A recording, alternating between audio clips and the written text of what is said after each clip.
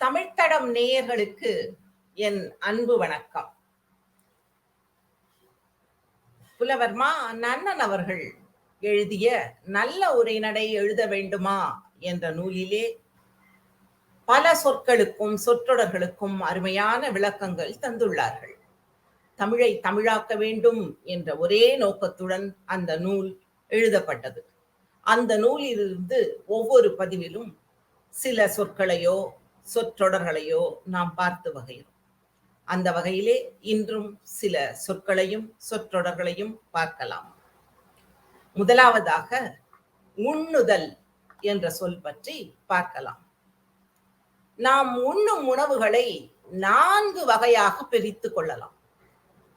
அந்த 4 வகையான உணவுகளை உண்ணும் தொழிலுக்கும் தமிழிலே அழகான தமிழ் பெயர்கள் பண்டை காலம் தொட்டு வழங்கப்பட்டு வருகின்றன. அந்த சொற்கள் உண்ணல், தின்னல், நக்கல், பருகல் என்பவைதான். சோறு, இட்டலி போன்றவற்றை உட்கொள்வதை உண்ணுதல் என்கிறோம். காய்கறி, முறுக்கு, சுண்டல் போன்றவற்றை உட்கொள்வதை தின்னல் என்கிறோம். தேன் முதலியவற்றை உட்கொள்வதை நக்குதல் என்கிறோம். நீர், இளநீர், பால், மோர் போன்றவற்றை உட்கொள்வதை பருகுதல் என்கிறோம். இப்படி அழகான தமிழ் சொற்கள் பண்டை தமிழர்கள் பயன்படுத்தினர். ஆனால் இன்று அனைத்து வகை உணவுகளையும் உட்கொள்வதை உண்ணுதல் என்ற ஒரே சொல்லாலே குறிப்பிடுகிறார்கள். அந்த சொல் கூட வழக்கிலே குறைவாக தான் ஆளப்படுகின்றது. சாப்பிடுதல் என்ற ஒரு சொல்லை தான் அனைவரும் பயன்படுத்துகிறார்கள்.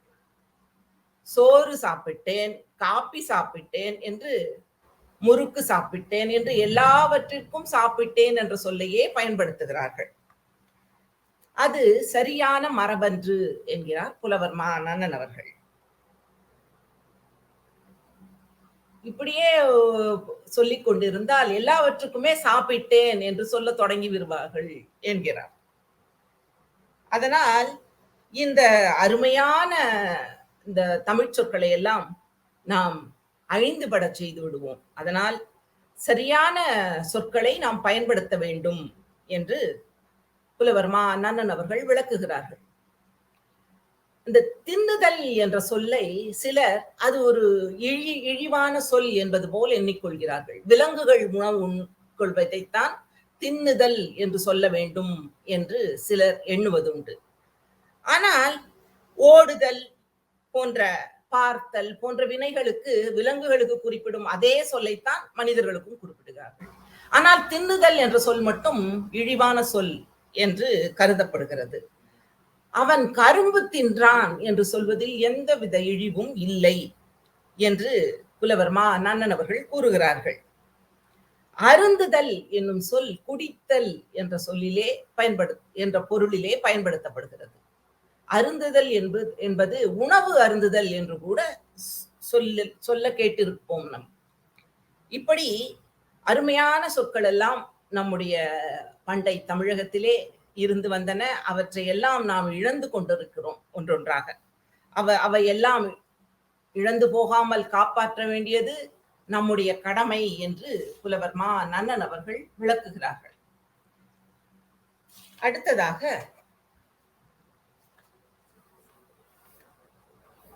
உவா என்ற ஒரு சொல். உவா என்பது வாரம் என்பதற்கு 7 நாள்கள் இல்லையா? அதுபோலவே 15 நாள்களை குறிப்பதற்கு உவா என்ற சொல் பண்டை தமிழகத்திலே இருந்து வந்தது. வெள்ளுவா, காருவா என்று குறிப்பிடுவார்கள்.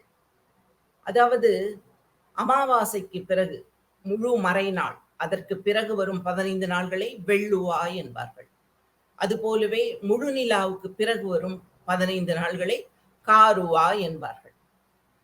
அவையெல்லாம் கூட பிற்காலத்தில் வந்த சொற்கள் தான் என்று புலவர் மா. நன்னன் அவர்கள் கூறுகிறார்கள்.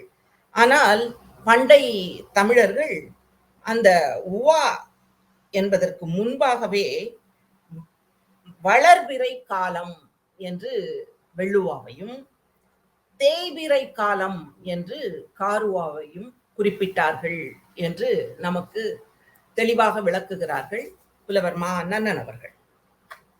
இப்பொழுது தமிழிலே சில போலி சொற்கள் இருக்கின்றன. அவை உண்மையான சொற்கள் போலவே இருக்கும். மக்களைப் போலவே கயவர் என்று திருவள்ளுவர் கூறுகிறார்கள் இல்லையா? அது போலவே அந்த போலியான சொற்கள் நம்முடைய வழக்கத்திலே வந்துவிட்டு அதுதான் சரியான சொல்லோ என்று மக்கள் எண்ணும் அளவுக்கு இருக்கின்றன. அப்படி சில சொற்களை விளக்குகிறார்கள். இப்பொழுது அந்த சொற்களை பார்க்கலாம். காவிரி, காவேரி இவற்றில் எது சரியான சொல் என்று விளக்குகிறார்கள். காவிரி என்பதுதான் சரியான சொல் என்கிறார். கா என்பதற்கு சோலை என்ற பொருள் உண்டு. அந்த காவிரி பாய்ந்து சோலைகளை உருவாக்குகிறது. அதனால் அதற்கு காவிரி என்ற சொல்தான் பொருத்தமானதாகவும் செம்மையானதாகவும் இருக்கிறது என்று புலவர் மா நன்னன் அவர்கள் கூறுகிறார்கள். பிற்காலத்திலே ஒரு கதை, அந்த கதையின்படி காவேரி என்று வந்தது. இது ஒரு தவறான கருத்து. எப்பொழுதுமே இந்த தவறான கருத்தை ஒரு கதையின் மூலம் சொல்லி அதை உண்மை போல ஆக்கிவிடுவார்கள். அப்படித்தான் காவேரி என்பதும் வந்திருக்கிறது என்று நன்னன் அவர்கள் விளக்குகிறார்கள். காவேரி என்ற ஒரு மன்னன் இருந்திருக்கு. கவேரன் என்னும் ஒரு அசுரன் இருந்திருக்கிறான். அவனுடைய மகள் பெயர் காவேரி என்று ஒரு கதை. அந்த காவேரியின் பெயர்தான் இந்த ஆற்றுக்கு சூட்டப்பட்டது என்று ஒரு போலியான ஒரு கதையை சொல்லி நம்ப வைக்கிறார்கள். அதனால் காவிரி என்பதுதான் செம்மையான சொல். காவிரி பூம்பட்டணம், காவிரி பாக்கம் என்றுதான் நாம் கூற வேண்டும் என்று விளக்குகிறார்கள். மெல்ல, மெல்ல என்ற இரு சொற்கள் இருக்கின்றன.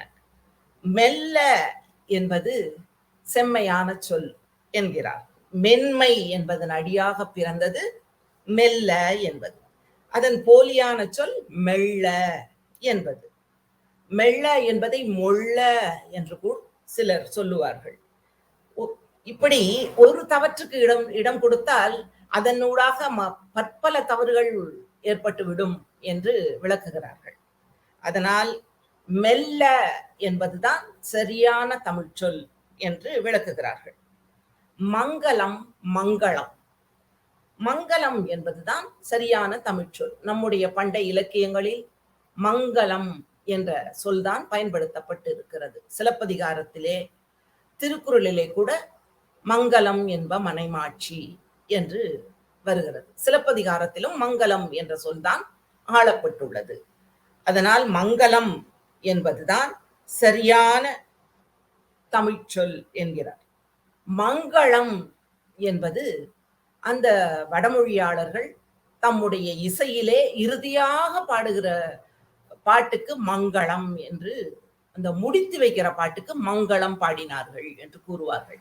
அதனால் மங்களம் என்பது ஒரு தொடக்கம் இல்லையா? அதனால மங்களம் என்பதுதான் சரியான சொல் என்று விளக்குகிறார்கள்.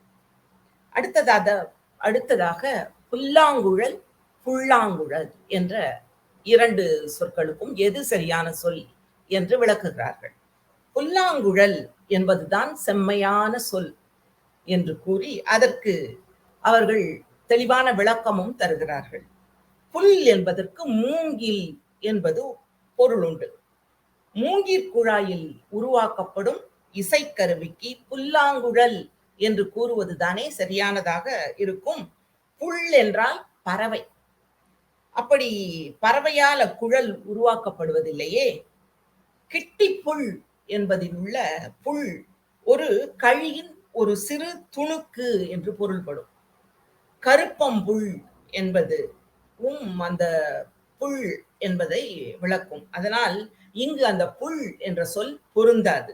அதனால் புல்லாங்குழல் என்பதே சரியான தமிழ் சொல் என்று விளக்குகிறார்கள். அதனால் தமிழ் மரபை காக்க விரும்புவோர் காவிரி, மெல்ல, மங்களம், புல்லாங்குழல் போன்ற சொற்களையே பயன்படுத்த வேண்டும் என்று புலவர் மா நன்னன் அவர்கள் விளக்கியுள்ளார்கள். நாமும் நல்ல உரைநடையை எழுதுவோம், நல்ல தமிழில் பேசுவோம். நாம் அனைவரும் ஒருங்கிணைந்து தமிழை தமிழாக்குவோம், தமிழை தமிழாகவே வளர்ப்போம், தமிழை தமிழாகவே ஆள்வோம். நன்றி. மீண்டும் சந்திப்போம். வணக்கம்.